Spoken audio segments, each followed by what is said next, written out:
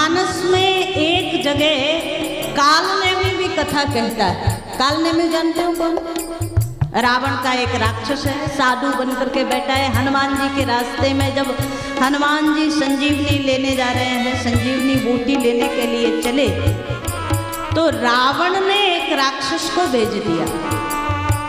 ये राक्षस जिसका नाम है कालनेमी आकर के रास्ते में बैठ गया। इसने सोचा कि हनुमान जी का रास्ता रोकना कोई साधारण सरल काम नहीं है, बड़ा मुश्किल है। कैसे रोकूं? दुनिया की कोई चीज हनुमान जी को आकर्षित नहीं कर सकती, लेकिन इसको पता है कि भगवान की कथा इनको आकर्षित कर सकती है। और देखो मानस का बड़ा प्यारा सा कालनेमी राक्षस है, पर साधु बनकर के बैठ गया। बढ़िया उसने चंदन वंदन लगाया, बढ़िया साधु का वेश बनाया, एक आश्रम का निर्माण किया। तो आश्रम बना करके साधु बन करके बैठ गया, राम कथा कहना शुरू कर दिया। हनुमान जी चले जा रहे थे, आकाश मार्ग से नीचे देखा सो महाराज कालनेमी का सुंदर स्थान दिखा, एक साधु दिखा। तो हनुमान जी तुरंत आकाश से नीचे आए। कालनेमी ने देखा कि बात तो बन गई, जिस चीज के लिए मैं आया था, हनुमान का रास्ता रोकना था, तो हनुमान जी के रास्ते में विघ्न तो हो गया। कालनेमी ने जैसे ही हनुमान जी को आते हुए देखा, सो बड़ी जोर जोर से कथा करने लगा।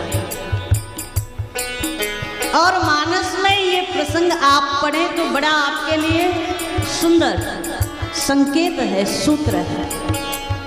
कालनेमी कथा तो कर रहा है राम जी की, क्योंकि कथा तो भगवान की ही होगी, लेकिन रावण का सेवक है, तो इसको राम कहने की आदत नहीं थी, रावण कहने की आदत थी। रावण का सेवक है, तो जब कथा करने लगा ना, तो इतना ही बोला कि देखो रावण और राम में युद्ध चल रहा है।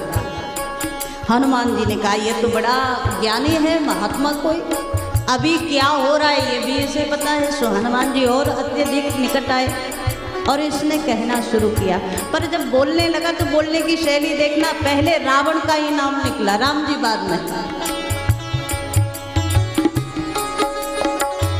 होत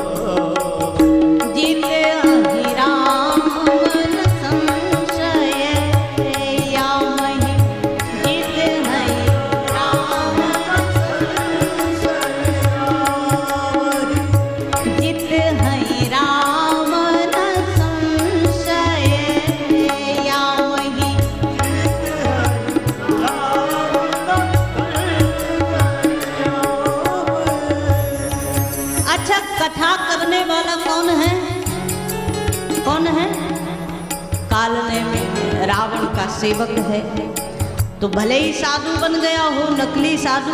आप कई बार ये माताएं ना बाजार में जाती हैं, आजकल तो सोने के जेवर से भी बढ़िया नकली जेवर मिलने लगे हैं, आभूषण, है ना। और जो नकली लेकर के आते हो तो कई बार तो बहुत बढ़िया, लेकिन कितने दिन तक नकली नकली रहेगा, कितने दिन तक असली बनेगा? कभी तो उसका पानी ऊपर का निकलेगा तो असलियत निकल करके आएगी। यही सबके लिए है महाराज, तुम जो हो उसे छुपा करके अपने आप को साधु बनाने की, साधु दिखाने की कोशिश करोगे ना, तो सबके साथ ये लागू होता है। मानस में दर्शन आया, हनुमान जी जैसे सच्चे साधक, सच्चे साधु को रोकने का प्रयास किया, कथा सुनाने लगा। बोले पहले हमारी कथा सुन लो। हनुमान जी बोले सुनो। राम कथा सुनवे को रसिया, रामचरित सुनवे को रसिया। तो हनुमान जी तो बैठ गए सामने। इसने कहा हो तुम्हारन रावण राम ही। पहले नाम किसका आया? अच्छा, राम प्रेमी होता तो पहले राम का नाम लेता, लेकिन रावण प्रेमी है तो पहले रावण का नाम। युद्ध चल रहा है। हनुमान जी थोड़े से प्रभावित हुए कि इसको तो सीधा सीधा त्रिकालज्ञ है, सब देख रहा है। इसने कहा जित है राम न संशय याम ही, राम जी ही जीतेंगे हमें पता है। तो हनुमान जी ने पूछा आपको कैसे पता? बोले मुझे भविष्य की सब बात पता है। हनुमान जी थोड़े और प्रभावित हुए, अच्छी बात है। इसने कहा यहाँ भय मैं देखूं भाई ज्ञान दृष्टि मोही बल मोही अधिकाई, मेरी ज्ञान की जो दृष्टि है वो बड़ी बलवान है, इसलिए यहीं से सब दिखाई दे रहा है। अच्छा एक बात बताओ, कथा राम जी की कर रहा है कि अपनी कर रहा है? ये कहीं ना कहीं आज की जो संदर्भ चल रहा है कथाओं का, वहाँ भी दृष्टि डालने की जरूरत है। अधिकांश जगह कथा राम जी की नहीं चलती, अपनी ज्यादा चलती है। और ऐसे किस श्रेणी में आएंगे आप खुद सोच लो। कालनेमी भगवान की कथा कम कह रहा है, अपनी कथा ज्यादा कह रहा है, मुझे ज्ञान बहुत ज्यादा है। हनुमान जी बोले अच्छा तो बोले एक काम करो, आप स्नान करके आ जाओ, पहले आपको ही दीक्षा दे दूं, आप मुझे गुरु बना लो। हनुमान जी ने कहा बड़ी जल्दी कर दी इसने, भगवान की कथा तो एक चौपाई में निपटा दे, क्योंकि इससे ज्यादा इसे आता ही कुछ नहीं था। कभी आप सीडी में कथा सुनते हो तो सीडी में जितना भरा है उतना ही तो वो सुन पाओगे, दोबारा सुनोगे तो वहीं से शुरू हो जाएगा। तो इसको जितना इसने सीखा था उतना सुना दिया, उससे आगे क्या सुना है? मानस में दर्शन आया, हनुमान जी को बोल गया कि आप आइए, आपको मैं मंत्र दे दूं, आप मुझे गुरु बना दो।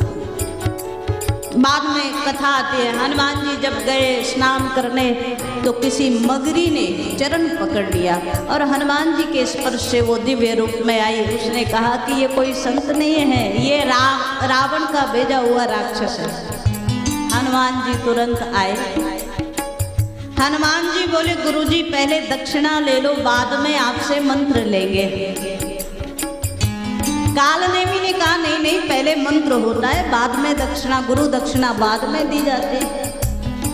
अब आजकल के शिष्यों की तो बड़ी स्थिति खराब है, आप लोगों के लिए तो नहीं कह सकते हम, लेकिन कहीं कहीं तो कुछ लोग हमारे पास आते हैं, आपसे गुरु दक्षिणा लेनी है। अब इनको यही नहीं पता कि गुरु दीक्षा और गुरु दक्षिणा में कितना बड़ा अंतर है। कई बार कई लोग आते हैं, हमारी बड़ी श्रद्धा है, आपसे ही गुरु दक्षिणा लेनी है। हनुमान जी महाराज आए कालनेमी के सामने। कालनेमी ने कहा कि पहले मंत्र ले लो, बाद में दक्षिणा। नहीं, हनुमान जी बोले पहले दक्षिणा ले लो, बाद में मंत्र दे देना। कालनेमी तो बड़ा प्रसन्न हो गया, लगता है शिष्य ज्यादा प्रभावित हो गया। मानस में दर्शन आया, हनुमान जी ने देखा इसके पूरे शरीर में इसने 12 तिलक लगा रखे हैं। सन्यासी परंपरा में 12 तिलक का बड़ा महत्व होता है, लेकिन जल्दी जल्दी जो तिलक लगाए ना, साधु बना है पहली बार तो वेश बनाने में एक गड़बड़ हो गई। बाकी सब जगह तिलक लगाया पर मस्तक पर लगाना भूल गए। और तब हनुमान जी ने देखा कि जहां जहां भगवान के तिलक का मतलब जानते हो,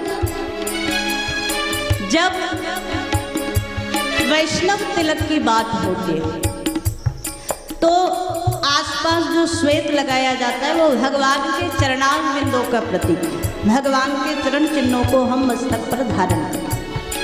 और बीच में जो लगाया जाता है ना लाल रक्त वर्ण का, वो श्री जी का प्रतीक है। श्री से श्री जानकी जी समझो, श्री से श्री राधा जी समझो, श्री से श्री लक्ष्मी जी समझो, जिस रूप में आप। तो महाराज जहाँ जहाँ तिलक लगा था वहाँ वहाँ तो हनुमान जी प्रहार नहीं कर सकते थे, पर हनुमान जी ने देखा कि सिर पर ही नहीं लगा है। सो हनुमान जी ने कहा गुरुजी पहले दक्षिणा ले लो। गुरुजी आगे बढ़े और जैसे ही आगे बढ़े सो हनुमान जी ने अपनी पूंछ से सिर को ही पकड़ा और मानसकार कहते हैं सिर लंगूर लपेट पछारा।